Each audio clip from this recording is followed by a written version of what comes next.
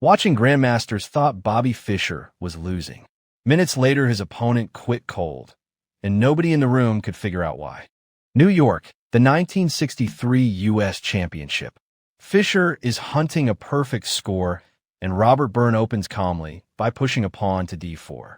Fischer answers fast, sliding his knight out to f6, eyeing the center, settling into a setup he knows cold. Byrne grabs more room, pushing another pawn to c4, claiming the broad center like a man who expects a long, quiet game. Watch Black's plan now. Fischer pokes a pawn to g6, clearing a home for his bishop on the long diagonal. Byrne mirrors him, his own pawn stepping to g3. Both kings preparing to tuck behind a wall of bishops.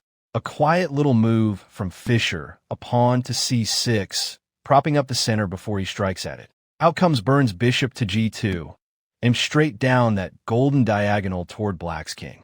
Here it is. Fischer plants a pawn on d5, ramming his stake into the heart of the board. Byrne snatches the pawn on d5, and already this is a touch loose. A calmer move was sitting right there. Fischer takes straight back on d5, and now the center is wide open, both armies staring each other down. Byrne develops his knight to c3, pressing that lonely black pawn standing tall on d5. And there's the bishop. Fischer drops it onto g7, a sniper now pointing across the entire board. Byrne plays it safe with a pawn to e3, but that's a slip. He's slowly going passive without knowing it. Fischer castles, his king darting to g8 behind that bishop, ready for war.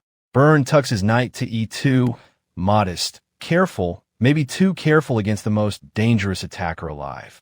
Up jumps Fischer's second knight to c6, every piece now leaning toward the white king. Byrne castles too, his king reaching g1, both monarchs finally safe, or so he believes. Notice this. Fischer nudges a pawn to b6, quietly opening a runway for his last sleeping bishop. Byrne answers with a pawn to b3, building his own diagonal, trading blows in slow motion. Out slides Fischer's bishop to a 6, raking across the board and freezing Byrne's pieces in place. Byrne develops his dark bishop to a 3, hitting back along the long line toward Black's camp. Fischer lifts his rook to e8, loading every gun onto the open files. The tension is screaming now. Byrne centralizes his queen to d2, connecting his rooks, still convinced he's perfectly fine. Then Fischer detonates the center. A pawn smashes to e5, daring Byrne to take and crack the position open. Byrne bites, capturing on e5, and suddenly the board is a minefield with lines flying everywhere. Back comes Fischer's knight, grabbing on e5, sitting like a fist in the middle of the board. Byrne swings his rook to d1, attacking that pawn on d5, and walking straight into the storm. Here's the twist. Fischer's knight leaps deep into d3, planting itself right in Byrne's lap. The room buzzes. Rattled, Byrne shuffles his queen to c2 to kick the intruder, but the knight isn't leaving quietly.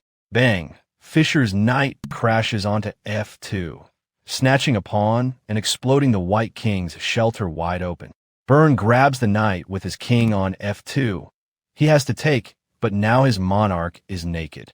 Fischer's other knight slices to g4 with check, and the king is being chased into the open. Watch closely. Byrne scrambles his king back to g1, fleeing the checks, desperate for any kind of cover. Fischer's knight gobbles the pawn on e3, ripping another brick out of the wall around the white king. Byrne reroutes his queen to d2, trying to plug the leaks in a position that's springing them everywhere. The knight strikes again on g2, devouring Byrne's prized bishop, the king's last loyal defender gone. Byrne recaptures with his king on g2, but his shelter is rubble and the black pieces are circling. Fischer pushes a pawn to d4, a quiet thunderclap, slamming the door shut on the white pieces. Byrne grabs the pawn with his knight on d4, but it's too late.